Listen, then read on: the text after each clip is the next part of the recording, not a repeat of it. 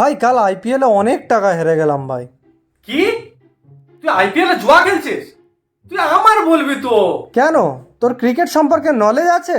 Knowledge? তুই জানিস না আমি একসময় কত ভালো ক্রিকেট খেলতাম। আমার সন্দেশখালী সচিন টেন্ডুলকার বলতো সবাই। একবার যদি ব্যাট নিয়ে লাভি আর ক্রিজে টিকে থাকি মানে 100% জিত অন্য টিমের। তুই জানিস না আমি একবার কচুপনে বল মেরেছিলাম, ছুটে 300 রান নিয়ে নিয়েছি।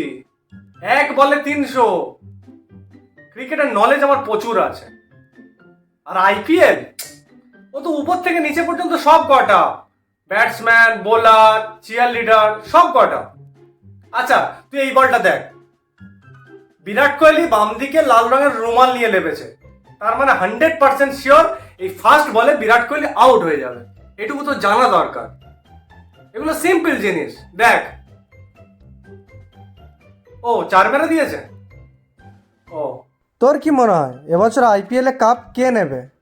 ওই তো পুনে এবার তো শিওর চ্যাম্পিয়ন হবে।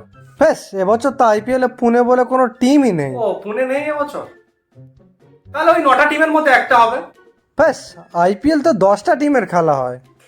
ব্যাঙ্গালোর টিমটা তুই বাদ দিতে, যে কোনো 9টা টিমের মধ্যে একজন চ্যাম্পিয়ন হয়ে যাবে।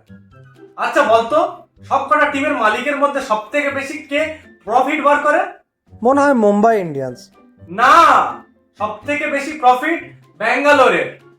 কারণ ওর মালিক এমন একটা টিম তৈরি করেছে, মালিক জানে কোনোদিন ওর টিম জিতবে না, অন্য টিমের হয়ে জুয়া খেলে। প্রচুর টাকা ইনকাম ভাই। আর সম্মানটা? সম্মান? সম্মান ওই হাঁসের গাড়ে। গরিব লোকের কোনো সম্মান আছে নাকি? যার টাকা আছে তার সম্মানও আছে। তুই জানিস না আমার জুয়ার নলেজ কেমন। একটা সময় আমার শুধু এক কামরা ঘর ছিল, জুয়া খেলা স্টার্ট করেছি, আজ কিছু নেই, তোদের ঘরে এসে বসে আছে। বলিস কি? ভাই তুই আমার কথা শুনে একবার ধর, তোর যা আছে সব ধরে ফেল। কাল মুম্বাই জিতবেই জিতবে, মানে 100% মুম্বাই জিতবে।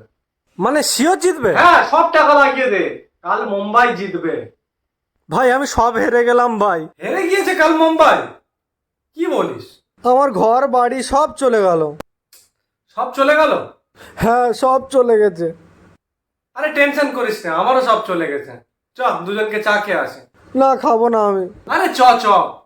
না, আমার ভাল লাগছে না। আরে একদিন আবার সব হয়ে যাবে। চ চ চ চ।